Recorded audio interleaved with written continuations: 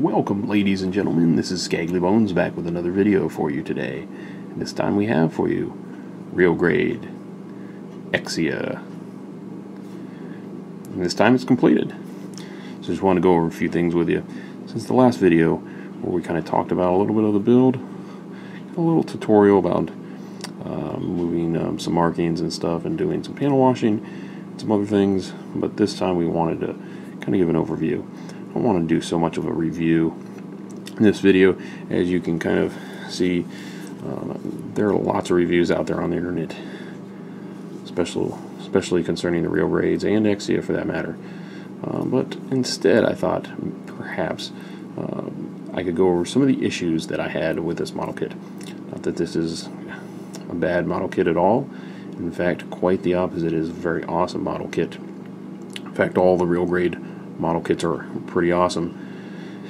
Some of the best model kits out there on the market. Bandai does a phenomenal job with their Real Grade line, and in fact all their lines altogether of all their kits, and this is no exception to the rule.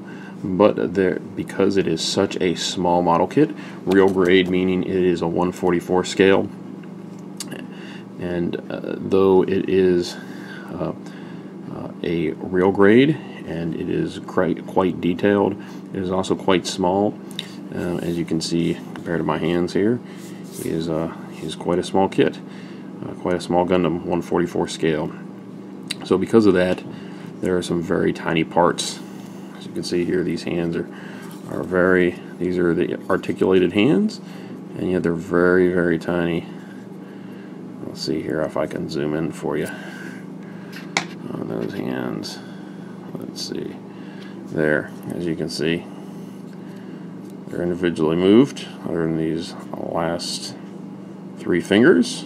First finger, index finger is by itself, the thumb is by itself, and the last three fingers by itself. But they're quite small, so if you're not careful, you could possibly break this model kit, and or break parts off of it.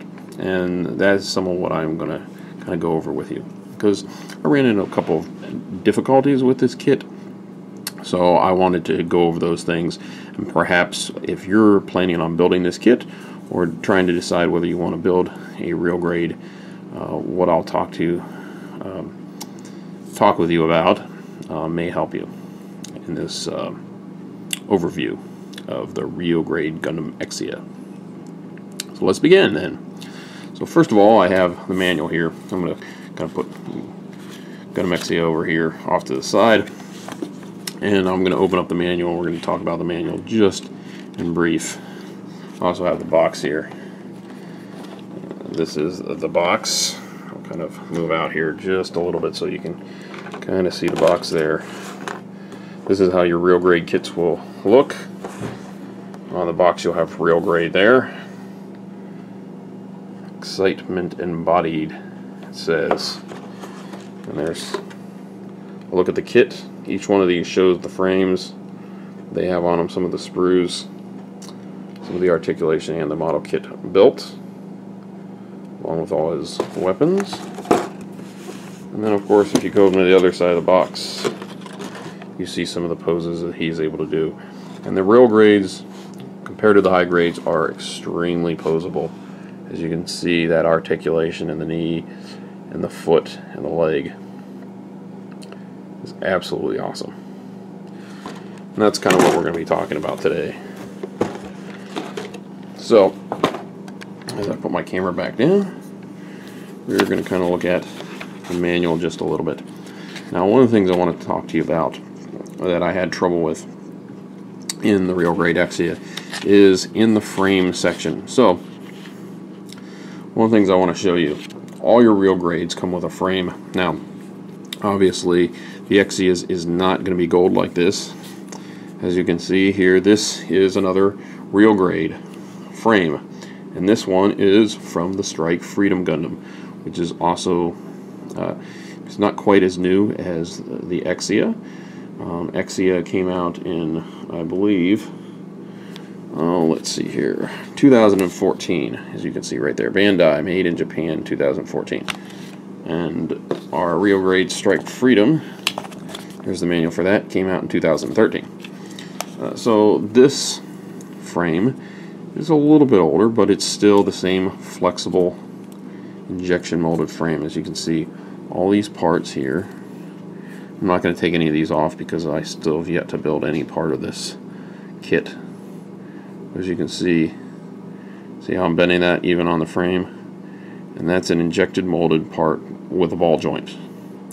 Okay, so that's how they make these real grade frames. As you can see, the leg parts here, the hands.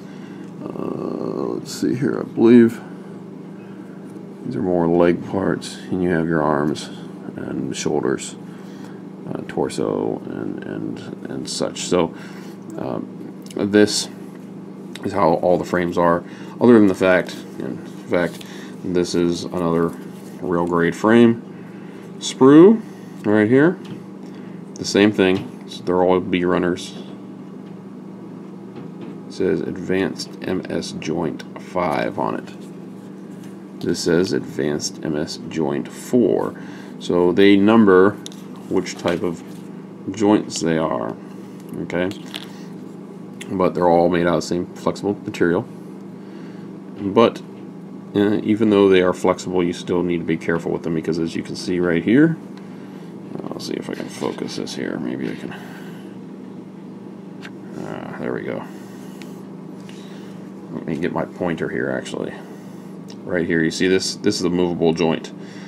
That piece will slide up and down right here along that little point. And this will pivot. But these are quite small parts. In fact, if I zoomed in. I'm going to zoom out and lay this down, and you can see how small those parts are. They're quite small. There's my finger. And that leg is about as long as my index finger. It's the entire leg. Okay, so these parts are quite small, and those tiny little joints in there can get broken pretty easily. Okay, so like I said, these runners are made out of flexible plastic.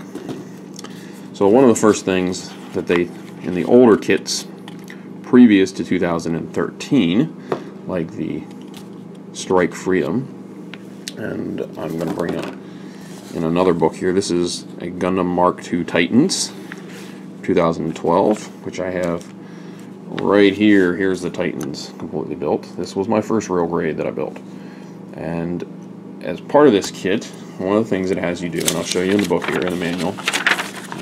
Let's see here, I can back out just a little bit.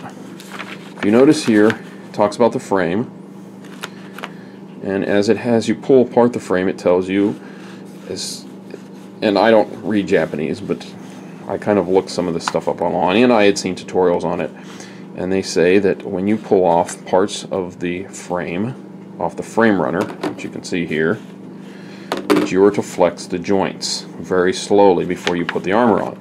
The reason is so that these tiny little joints, they're very stiff when they're on the runners.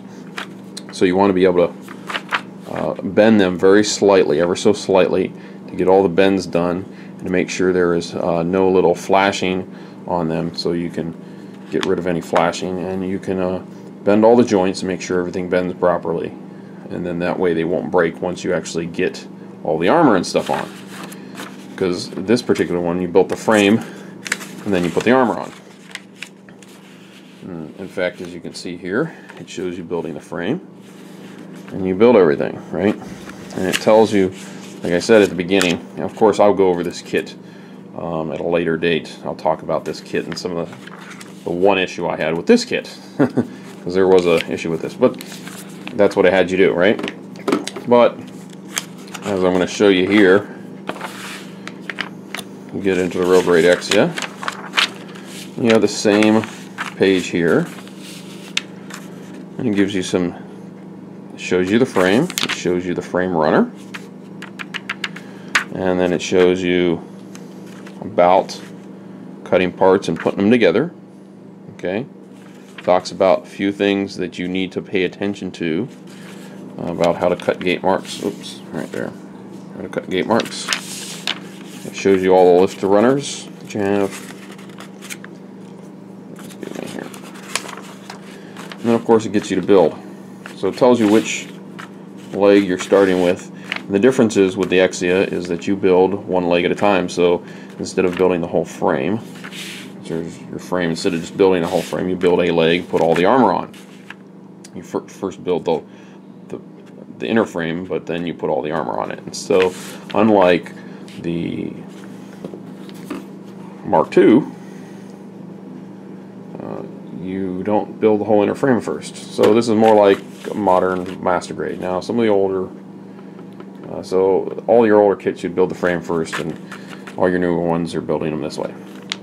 Of course, it had nothing in here about flexing the frame, so I thought, well, it must be just like the old one. And you take apart the frame like you would on here. I thought, well, you got to be bending these joints. So if you can, I'm going to zoom in on this leg piece here, and I want to show you something. Because I kind of didn't understand. This is what the leg looks like, the inner frame of the leg. Okay, now the part in question that I had problems with was this part right here. If you can see here, this is a pivot point. Okay, so what you have is you actually have a knee. This is part of the double joint. Up here, you have the upper part of the leg connected by over here, two pieces that allowed this to be a double jointed knee. Okay, so when I took apart this piece here, what I did is I saw this pivot point, and I saw these pivot points, and I took this off and I bent this back and forth. I'm like, okay, I'm going to bend this and flex this to make sure that nothing breaks later on. I did the same thing with the back part. I did, and then I saw this bend point. And what it does is it allows for, you have a ball joint right here, so I bent the ball joint a little bit. You also have a pivot point here for the ankle, which I'll actually show you. Let's see here. In fact, here's, you can focus on it right here. So you have this little toe piece here. You have this part of the, let's see here, this part of the toe that bends like this, and underneath this frame armor, right there, you kind of see you got a ball joint that moves, but the ankle itself will also completely bend. See how that bending? So it's actually got a pivot point besides the ball joint. Okay. The other thing that it has, you can see this piece right here, which is also indicated right there. Okay, and you have a slight kind of a calf bend. So you have a little joint back in here on the model kit, on the frame itself, and it is meant to bend very slightly. So, but I didn't realize it was just slightly. I thought it was quite a bit. Well, unbeknownst to me, I bent this a little too far, because there's nothing stopping it when it is in this, when the leg is like this, the frame, I should say. So when I bent this, I bent it too far, and right here there's two tiny little balls going into a little socket on this almost shin bone. This looks almost like a shin bone, and that's why it is, because this is actually independent of this, and it popped out. So what I had to end up doing is I actually had to go in. I had to take and put some flexible epoxy in there and kind of create a kind of a new little ball inside of there with some flexible, how should I say it, clear epoxy. Not normal modeler's glue, but some special epoxy.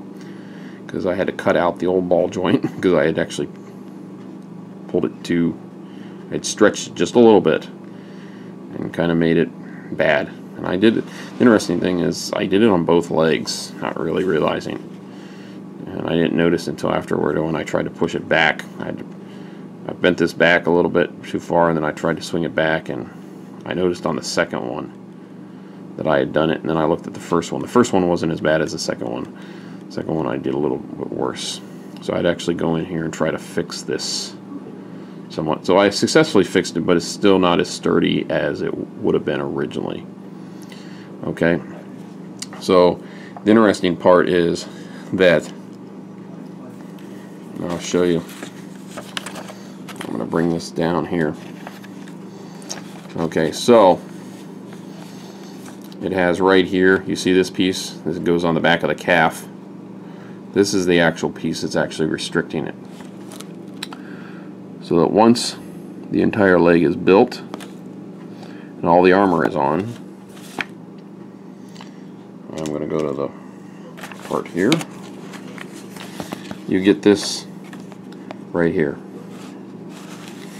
So you finish the leg, building all the parts to the leg. Back up here. Let's see here. There we go. So you see right here the final touches for the leg. And then you see right here your leg is straight. And then if you notice,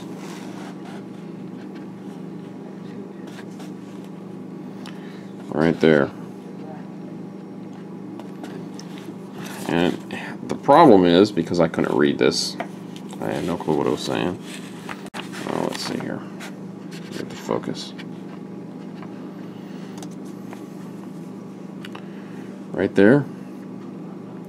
It says to actually push it forward.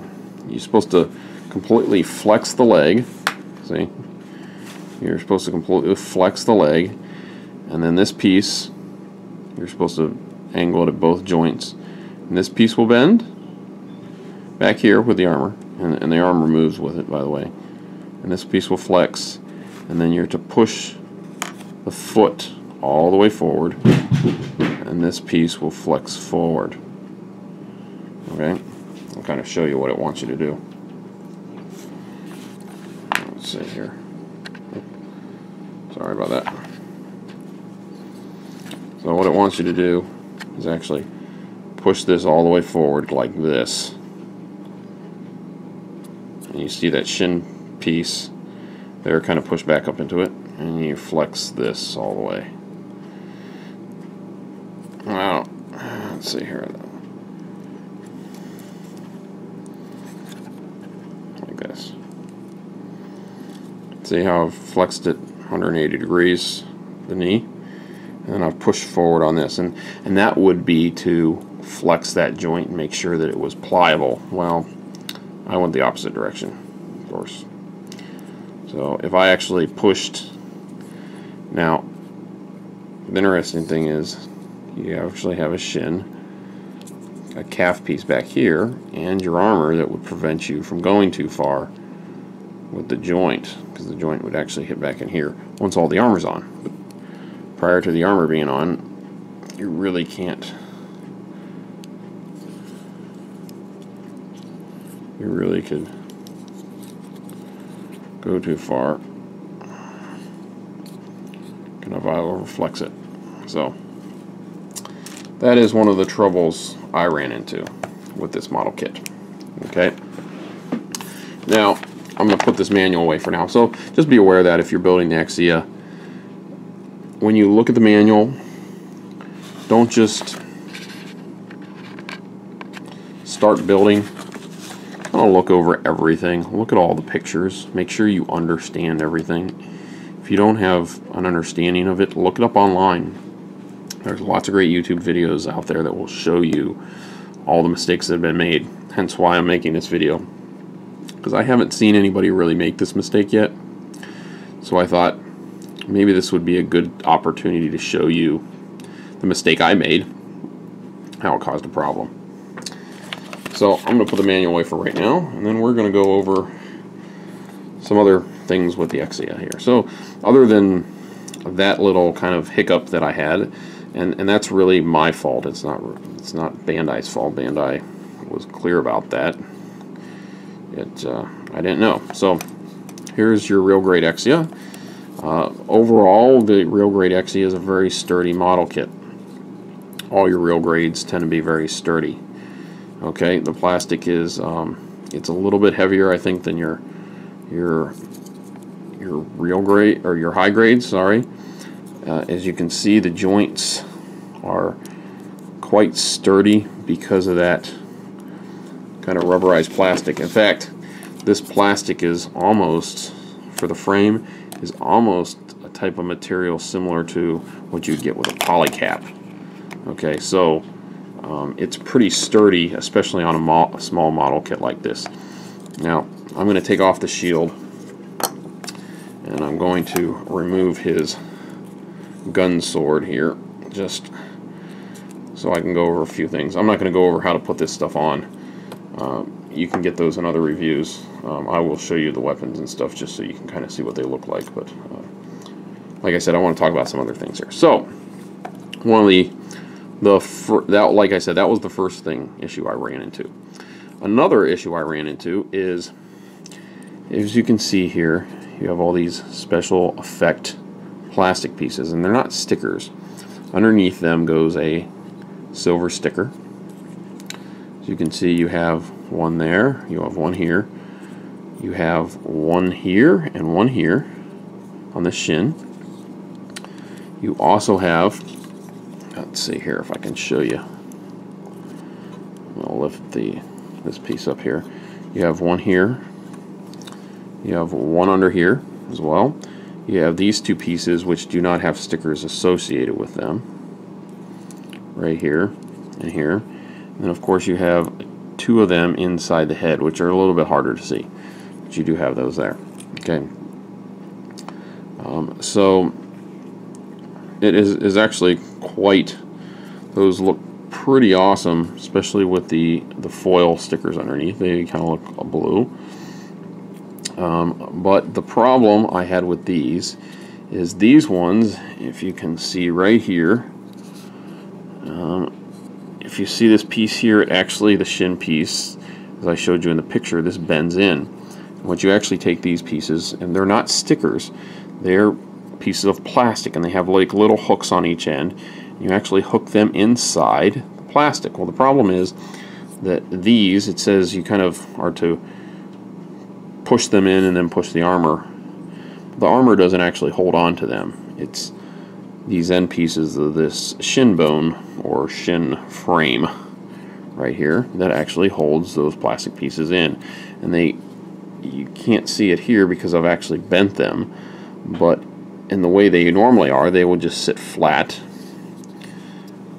and right in here, and they would actually kind of stick out a little bit, and you'd be able to actually knock them off. So what I found I had to do is I actually had to take those pieces of plastic, unlike the other ones, and I actually had to almost bend them in half. Not completely bend them in half, but I had to bend them enough that when I stuck them under there, that they were pushing back towards the shin piece. Okay, so that was one little problem I had. Okay, the other pieces go in pretty easily. These ones go in pretty easily. Under here, they actually hook to the top of the shoulder, and they come down, and then you snap the armor around it. Okay, on these ones, they're kind of snapped in there. These ones here for the shoulder, they become a little bit of a problem, and I'll kind of show you why. Because if you can see here, I'll point to it. See where I panel line this, you can see this little mark here. That's actually was a crack. And so I noticed it. I was like, what in the world is that? Why did that happen? So I actually popped this piece off, and it was cracked there. Now, it was still holding this on, but what happened was I ended up epoxying the top of it, and then it kind of softened this, because this is a very tiny piece here. It's going out of focus. There we go. So I epoxied that little snap-on piece, and these clear pieces now are permanent to the shoulder. Now the only problem with these, I epoxied that one as well, just so it wouldn't happen, because they're very thin pieces, and it's very easy for those to get brittle and break, especially after painting and panel lining and clear coating. So the one thing is, if you notice these shoulders, they will just, on all the real grades, they actually attach here. They have a piece like this, and they attach right here to the arm, the upper part of the arm frame, I should say. So with the Real Grade Exia, you actually have a movement in the body, in the torso itself. okay, which is independent of the shoulder. So Exia actually works more like the human body than anything else. Then you actually have a shoulder movement here, like this. Okay, so you actually have that, and the part of the frame actually moves around your drive there, your drive unit, which is pretty awesome. But then, of course, this snaps right back on. You gotta be pretty careful with it. The problem is, one second. Sorry about this. I have to kind of do it behind camera. I don't want to break this. Okay. So, because the other side I was fiddling with too much, and I actually kind of bent that piece a little bit, so I had to reform it back. So, because of this effect part, that when you swing the arm up,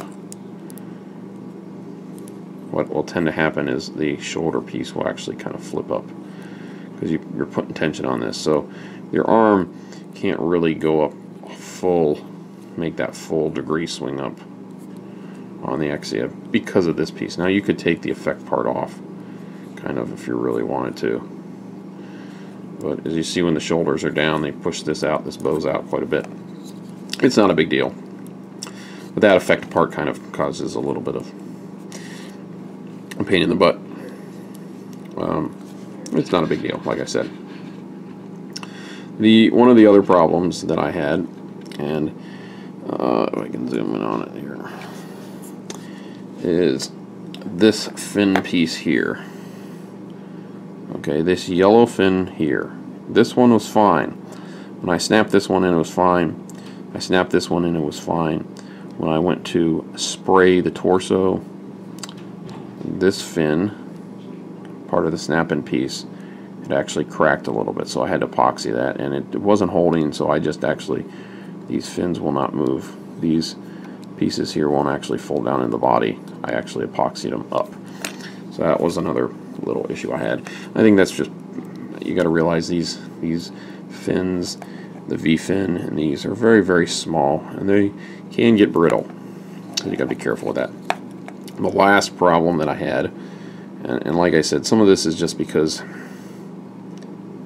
these aren't, so you notice here you have on the shoulders, these are beam sabers. Okay, I'll show you the other beam saber handles. So you got these beam saber handles here. You got pegs. These are the ones that you use. You got your effect parts. Oops. Let me kind of zoom out so I can show you everything. So you have large beam saber. All the beam saber handles are the same except for two of them have these little pegs on them for holding them. Now these come out. These beam saber handles do come out. You can actually use these, but they don't have any pegs on them. You can see there's no pegs on these.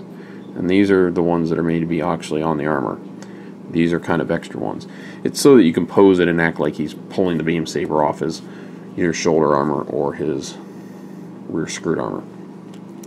But you got long beam saber and a beam dagger. And of course you get two beam swords and two beam daggers. And then of course you get his usual weapons, which is his normal sword, or dagger I should say, which has the metallized on it, chromed, and you get his sword right there. And they're pretty much identical other than the length of the blade. And then of course you're going to get his shield, which snaps onto his arm. And of course his signature weapon, which is slightly a shield on this side.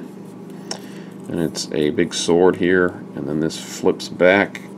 You actually have a gun in here. That's the whole point of it. This is actually a gun here, a small little gun. It's hard to see the, how you doing this? No, can't really see it, but this is a shield here. You got the gun, and then also you got the blade. So that's its kind of signature weapon. That's the Exia's signature weapon. So, which I think is pretty awesome. Okay. But like I said, the one part that was brittle as well is, if you can see here on the back skirt, you have this joint here, this main joint,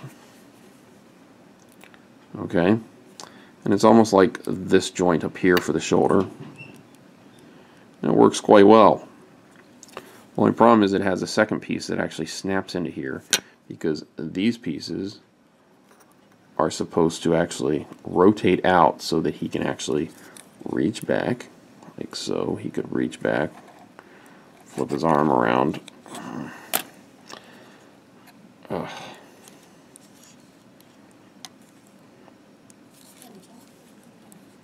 Hold on here.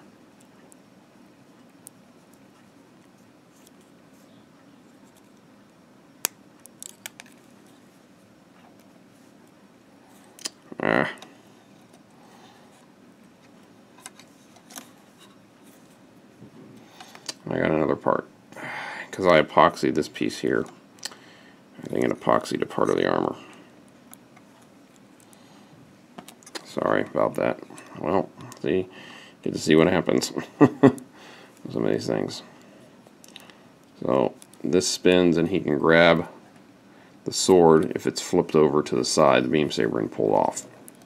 But what happened is this joint back here actually cracked as well when I was doing painting and everything. I put it back on, and it cracked. And the thing was, I didn't have these parts. It wasn't like I just had them laying on the table and I was bumping around. I actually had them attached with my sticks, my painting sticks, and I had them sitting there. I had them attached to the crotch region actually, and they were just all sitting together, and it was just cracked. So I don't know if the plastic was just brittle after me doing all the painting and everything. Obviously this one's my fault because of the glue, so I'll have to fix that one. But anytime you have to use epoxy, plastic gets brittle. So okay, so that was a little bit of a problem there. Like I said, I had to glue these guys on. The problem was, I think, great. Yeah, I should have grabbed it like that. That one's fine. But that was the problem. So a couple little problems, little things to watch out for with this model kit. It's a lot of detail in there, folks. You have lots of details. You have the little stickers under these pieces. The drive unit, you actually have, this opens up. You can pop these open. Drive will actually open up. I'm not going to. Yep. See? Bam, he comes out. See that? And now you got the drive unit. So it actually comes out, which is I think really awesome. But like I said, you just have to be a little bit more careful with the Exia, I found, than I did with Titans. I mean, he's really sturdy, but I did a lot more painting and everything with him than I did with Titans. Titans, I only did a clear coat. And I did a real basic clear coat. I put all the decals on, or the stickers. In fact, I'll just show you real quick. Titans, I'll do a review on him. Just put all the stickers on, and I just did a can of clear coat. And him, I'm not worried about anything breaking. You know, I mean, other than this could break if I wasn't careful, but the V-fin and everything, but he just feels a little sturdier, a little heavier than Exia does. But Exia is really nice. Exia stands up by himself. Most Exias won't. They just won't stand. He's pretty sturdy. Like I said, I can get all his weapons in his hands without pegging them, and he holds them, even with these hands here. If I can show you, maybe. Most of the kits won't do this with their movable hands at this size. See? He's holding that blade. there. See? You can hold the other one too. And this has no peg on it. This blade has no peg. Just peg it in the hand. So you can actually hold them. If you use the other hands, which I'll show you here. I got these other hands here. You can actually use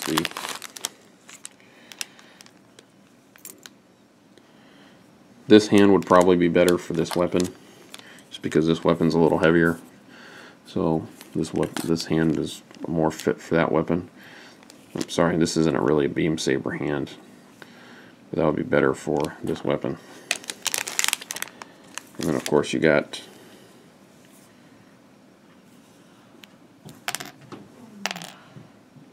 two of these hands, like this. I believe you got two gun hands. I believe you got two fist hands. I don't know what I did with those. I think I got them in a box somewhere, but you have these spread hands. These kind of like flayed out hands, like this. You got them like that. And that's pretty much it, folks. Like I said, I hope you enjoyed this video. If you like this video, leave a comment. Well, go ahead and hit a thumbs up for that. And if you got any ideas for any more videos, just kind of give me a heads up, folks. I know this ran a little bit long, and hopefully I'll get a couple more I shouldn't say reviews, I should say overlooks, because some of these kits I'll be going over are a little bit older, but some of them are just little things that I saw, and perhaps if you're looking at building these kits, seeing maybe a mistake or two that was made and the way to correct it can be helpful, or just kind of to give you a forewarning so you know what not to do. So there you go, folks, and this is Gaggly Bones out. Make sure you hit that subscribe button, by the way, folks. That's what really helps me out. It really helps us to bring out these videos for you. I hope to see you in the next video.